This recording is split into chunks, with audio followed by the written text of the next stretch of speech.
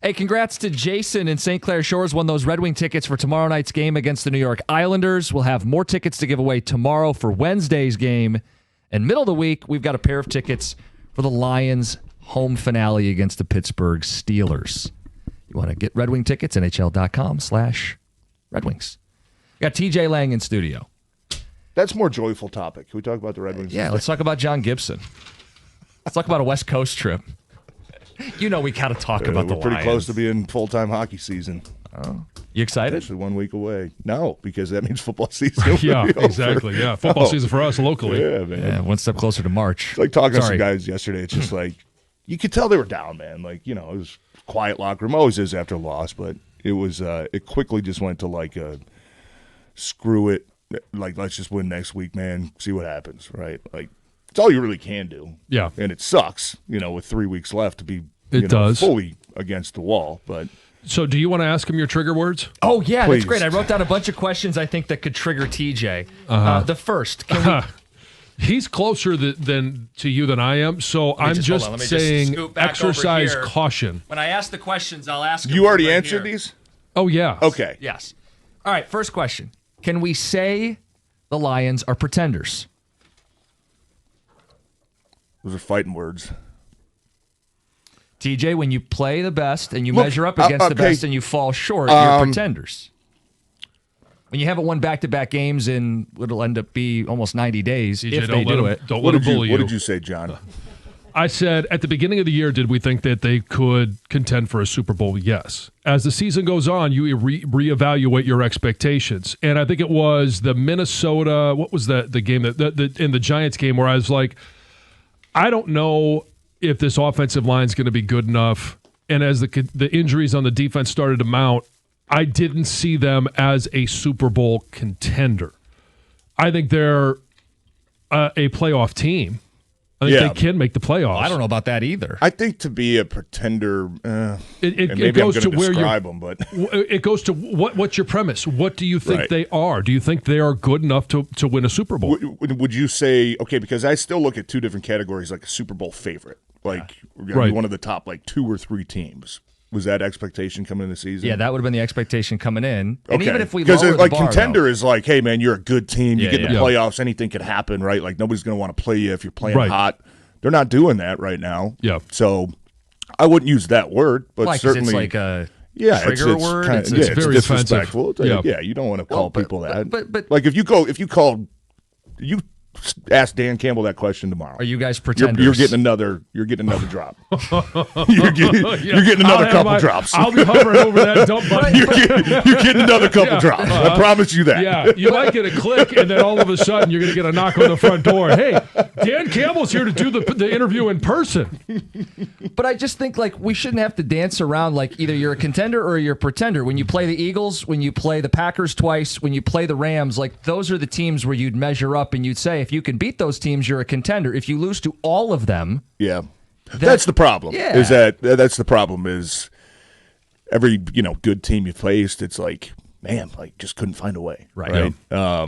That's not even the one that's going to set you off. I'm waiting for that one. So, but you continue with your answer. Oh yeah, it gets worse for that performance. I'd put more of it on them. More on the offense and the defense. Just because I think even being in here Friday, it's like man, you can't settle for field goals, can't have empty possessions. You got to be ready for a shootout. Were you thinking on that first drive that he was going to go for it? I was. Yeah, I was. What was the doubt? Was 4th and 6? I think it might have even been 4th and 4. I'll tell you here in a second. Keep talking. Okay. Yeah. If it was longer than the 4th and 5, I was okay with the attempt. Just to get on the board early, like you did the same thing against Dallas. 4th and 4. 4th and 4. Yeah, maybe a little bit surprised that he didn't go for it. Obviously, you missed the field goal, which is like hindsight, you'd be like, should have gone for it. But when you're 0 for 7 of your last 4 down attempts, it's kind of hard for a coach to have confidence in calling those. Yeah. Let me add something real quick too. I know the whole pretender thing. Like you talk about the results certainly not being there, but when you watch other teams play this team, you still get your best shot from everybody. And I've seen it twice this year so far in losses where the coaching style and the philosophy that Dan Campbell has rubbed off on other teams. You beaten Matt LaFleur up pretty good over the last couple of years, right? What do you do this year? We're not punting. We're going for it on fourth down, right? They were 3 for 3. Look at you beat Sean McVay and the Rams the last 2 times you played them. What did Sean McVay do? Yes, 3 for 3 on fourth downs, right? Like, so that to me is a team. Teams respect the Lions. Yeah, but I think that's why I would shy. Now, if you want to talk about the results, I'm not going to. But it's not like we think there's some big bad guy, and they're like everybody around the league's like, no, they're not very good. Like we'll punt against them. We don't care. Well, they're certainly results, not as, and it's all about results. Yeah, right? They're certainly not as ferocious as they've been. Again, yeah. They're out of the playoffs right now. So when we talk about pretenders, like by definition, teams that don't even make the playoffs are pretenders, and teams that get in but you don't believe they can go on a run, those are also pretenders. To go on a run, you have to win one game, and then you win the next week, something they haven't done in over 2 months. Like, by every definition, as uncomfortable and mean as the word might be, they're pretenders. I just wanted to add that last part in there. But in terms of the offense, like it's a tough conversation because they had to be nearly perfect. That's clearly the fault of the defense. At the same time, when it's a shootout, and you know it's a shootout, you know you can't go punt. Right. Yeah, you can't have the empty possessions. Yeah, you can't have the empty possessions. Well, and it's not just the empty possessions when you come away with no points. It's you come away with no first downs. And now an offense that's finding not just really good rhythm, but they were humming in the second half. You don't do anything to stem the tide by keeping them on the sidelines. Yeah, it flips so fast. I mean, you literally went from being up 10 points with 20 seconds left in the second quarter to that field goal 15 minutes later being down 10 points. Yeah. It's like a 20-point swing in one quarter. And yeah, we saw it. That's the recipe. Oh, you're smirking. You got I one know. more? He's going to come with one here that I have already said that this is the worst thing that you could call a team or a player. I'm seeing how many things I can put between TJ and I got one monitor here. I got a laptop. It won't matter. I'll try not. I won't get upset with you. Okay. I expect you to ask nerdy stupid questions. Yeah. So a couple weeks ago, I was pushing your buttons about this team doesn't have an identity, and one of the things you said is that they're physical. Can I say this is a soft football team because in all the big games they get run on and they can't generate consistent push up front? No, you can't say that. And the defense that this team is tough is? Well, is it just one extreme? You're either super tough or you're super soft. Like I'm not gonna. I think find out who you are in these big games. Let's look at the offensive line. Like I'm not going to say that they're soft because maybe they're not the caliber that they've been in the past, right? Like you're down to your third string left guard. You're still starting a rookie at Tate Ratledge, who is getting better, I think, every week. But I'm not going to call them soft because they're not Kevin Zeitler or Frank Ragnow or all pro guys. Like that's not fair.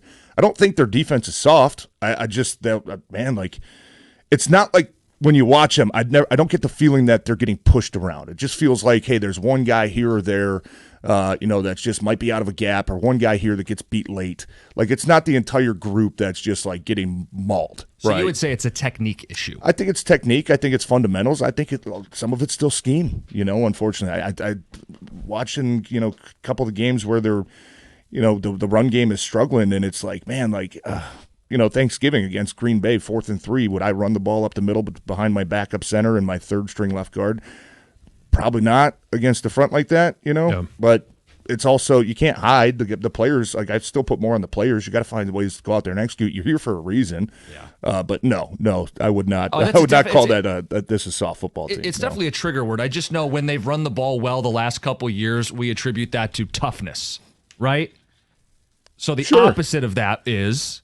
And when you can't do it in the big games, it is. I don't think the run game is strictly based off of. Oh, it's an oversimplification. I agree. Mauling people. I mean, you obviously have two incredible running backs too. You Yeah. know, like when you watch the Giants game, I mean, did they dominate? Was that like like they had three big runs, right? That I'm not saying skewed the numbers, but when you have guys like that, ability for Gibbs to hit a 70-yarder and then multiple 45-yarders. Is that because you're tough and just mauling people, or is that, some of that is obviously the talent that you have behind there too. Yeah. This one's going to be interesting. I mean, I didn't feel like there was a lot of variation yesterday in the run game. Right. Their best games is like when you're mixing it up a little bit. Hey, duo, inside zone, outside zone. Let's get some counters. Let's get some whams. Let's get some traps. Let's really throw these guys off. Maybe I'm wrong. Like, I think they maybe tried to, but it got to a point where the run game just was what it was, and you're down 2 scores, and it's like, okay, yeah, we can maybe have success on the ground now, but we're also up against the clock. So, but just every game, every loss has kind of been the same exact storyline. Yeah. Like, other team makes some incredible plays, and you were close on a couple of the big ones, but just couldn't find a way to make them. Look at Puka Nakua's catch yesterday on 4th down. Like, it's great coverage from Amik Robertson. He gets his hand on the ball, tries to rip it off, and the other team made a play, right? But that's been too much of a storyline this season. I don't have anything more inflammatory, but we will hear from calls next. We'll talk to Lions fans. TJ Lang hanging out the next half hour with us. It's 97.1.